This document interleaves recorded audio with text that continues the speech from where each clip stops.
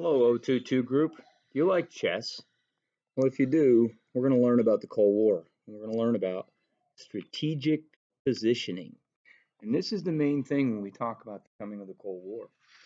The Cold War is really, once again, going back to the end of the World War II.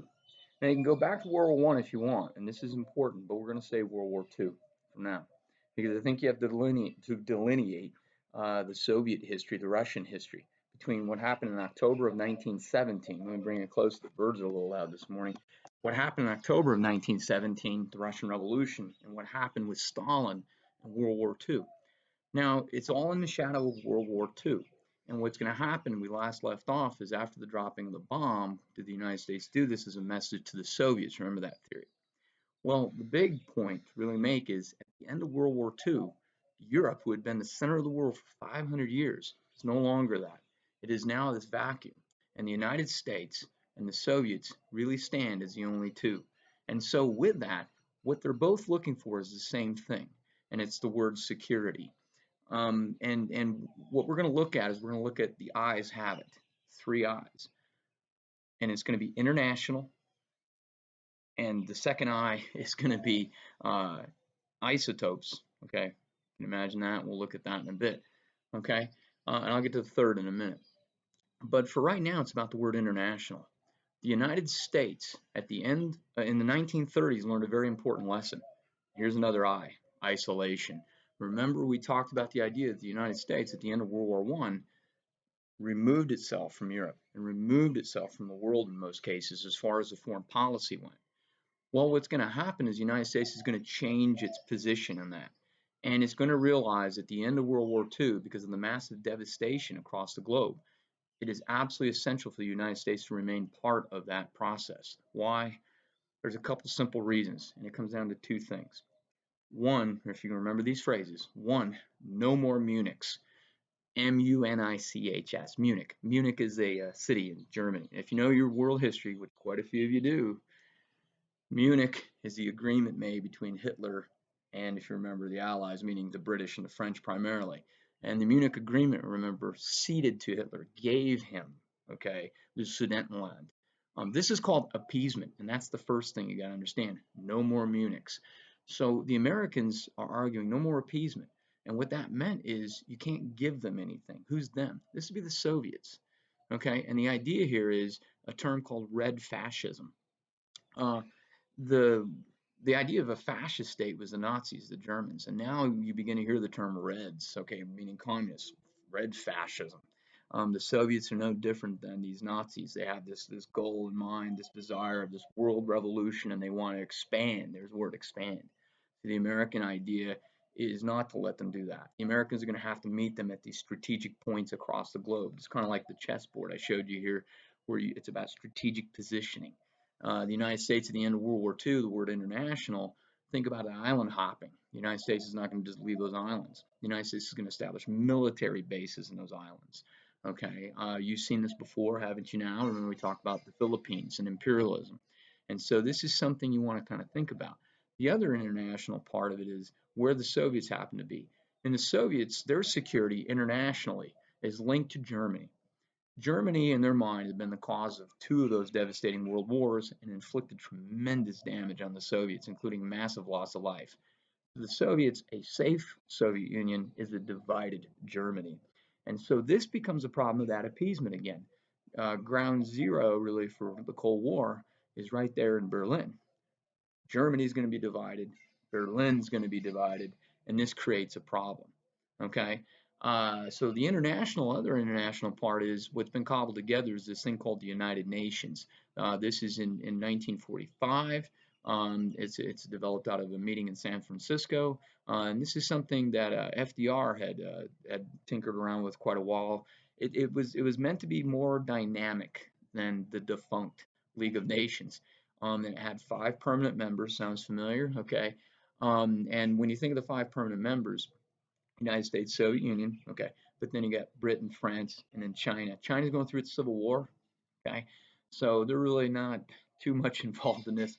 You got Britain and France, which way I've kind of been told by a British historian was the Americans and the Soviets were nice enough to allow the British to be called an exclusive member of this elite club. They're too weak to hold on. And why that international matters is you're going to get, here's the other word, independent players. There's the other eye. I want to wait to kind of throw that in there if you don't mind. We'll get to isotopes later. An independent player.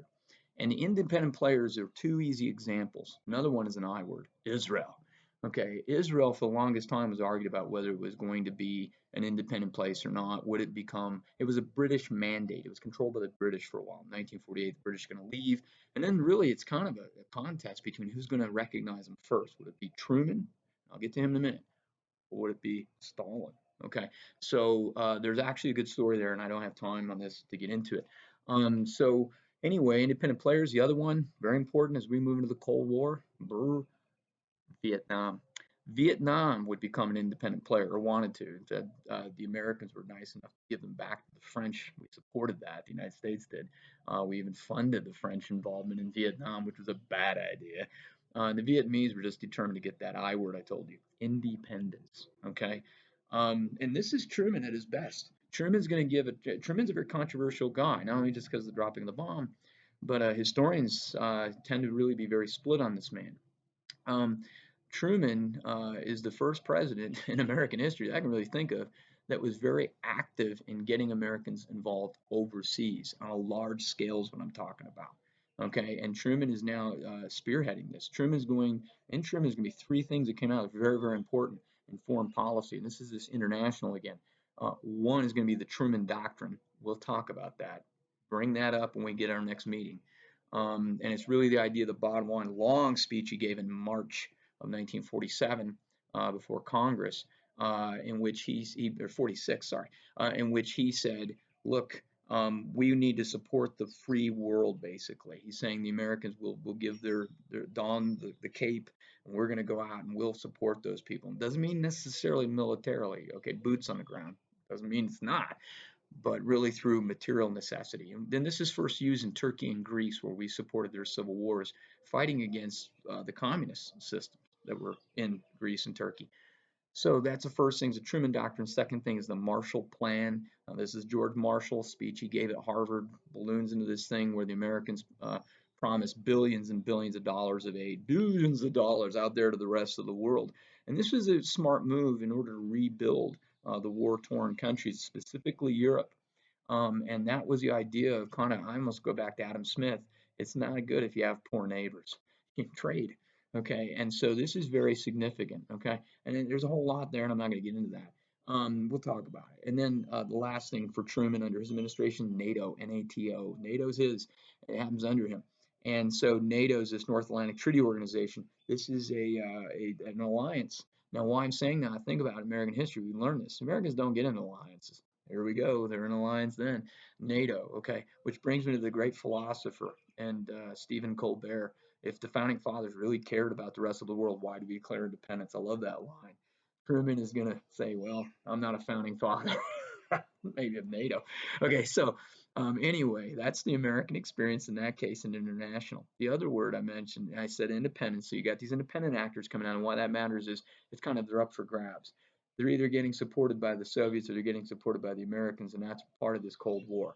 The Americans and the Soviets never engage each other directly, and that comes back to the word isotope in a minute. And so we have to engage via proxy, Proxy, through others. And that's where Vietnam comes in, the Americans' commitment to stop communism. Okay, that was the idea, which we'll get to eventually down the road. Lessons learned, maybe not. And then Israel for the other example. There's plenty of others coming out in it as independent countries for the first time. The last thing, real quick, now look at the time real fast, is isotopes. Why did the United States and Soviets never come to direct blows? Although in 1962, we'll get to the Cuban Missile Crisis, got close, didn't it now? Isotopes, the I, nuclear. Nuclear exchange was the key thing. You don't want to engage. The two giants could never meet, never. And this became the idea behind it. Although the United States did invade Russia in September 4th, 1918, the Americans during World War I sent in a military group, as well as the British and the French, and intervened in the Russian Revolution, the Russian Civil War. The Russians never forgot that. The Americans tend to not remember it, but the Russians never forgot this.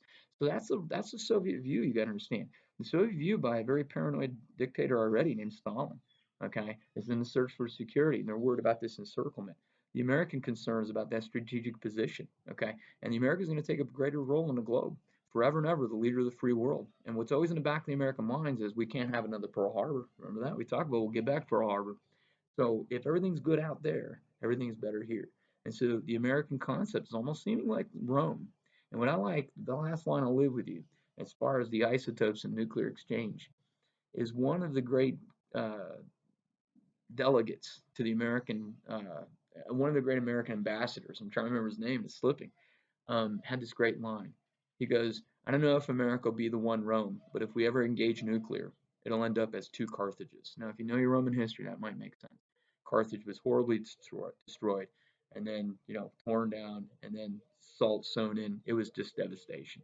So that's the sense of trying to maintain control of that nuclear exchange, which sets us up for the rest of the Cold War. The problems of China's Civil War, the problems of the Americans committing themselves to the rest of the world. Okay, such as the case of Vietnam, and the last thing that we're really going to look at is that nuclear exchange. We're setting ourselves up for the Cuban Missile Crisis. Yes, we are.